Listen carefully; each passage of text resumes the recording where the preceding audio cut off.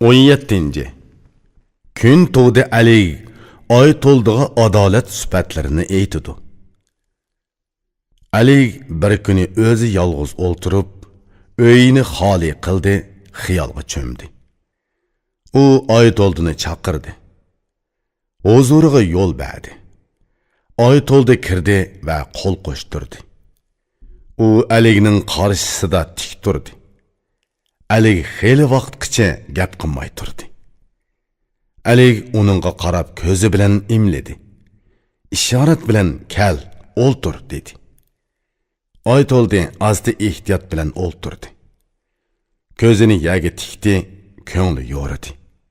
Yoshirincha ko'z qiri bilan Aliga qarab ko'rdi. Ali qosh qopqini turgan chiroyi surlik edi. U kumush kurs qo'yib ustida o'ltiratdi. Bu kursning putlari 3 ochmoq edi. Ali qo'lida cho'ng bir pichoq tutgan edi. Sol tarafida zahar, o'ng tarafida shakar turardi. Oy to'ldi, uni ko'rib rostila qattiq qo'rqdi va cho'nqur nafas oldi. Alining oy to'ldig'i savoli. Bir oz turgandan keyin Ali beshini ko'tardi va oy to'ldig'i aytdi: "Tilingni tavrat. Meni bu yerda mo'shundoq yolg'iz ko'rib turib, nima uchun kekashdak so'zlamay turasan?" Oy to'ldining Aliga javobi. Oy to'ldi aytdi: "Ay, davlatman Ali. So'zlash uchun menda jur'at yo'q. Bugun sening mijoz harakatingni boshqacha ko'ryapman. Shuning uchun ayminiyapman, ay dona." Ro'shan bilimli kishi xalqqa shundoq nasihat qilgan. G'azablangan chaqda baglarga yaqin borma. Bilimlik donishman teximi yaxshi aytgan. G'azablangan chaqda baglar o't va zahar bo'ladi. Agar baglar qahrga kelib g'azablik bo'lgan bo'lsa, uningga yaqin turma, ey xushbi'il kishi.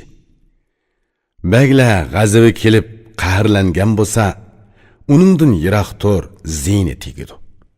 Buningga taqlidan mundoq bir so'z bor. Buni esingda tut, o'zingni yaxshi ko'zat.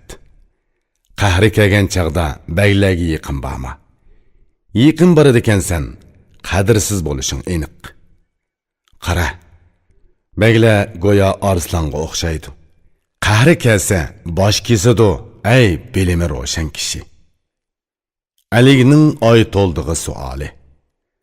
Ali dedi: "Qani menga o'z so'zlaringni ayt. Hozir nimaga tingirqab qolding?"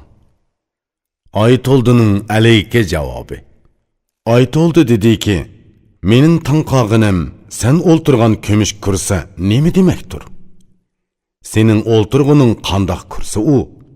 Buning ma'nosini ufqay, menga aytib ber.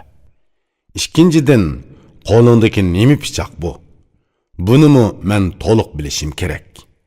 Uchinchidan, nima uchun o'ng tarafingda shakar, so'l tarafingda zahar turadi? Ma'nosi nima? Sapsasam g'azablik turasan. Buni ko'rdimda aqlimni yo'qotdim. Seni bu holda ko'rgandan keyin ayminib, eg'iz ochib murojaat qilolmadim.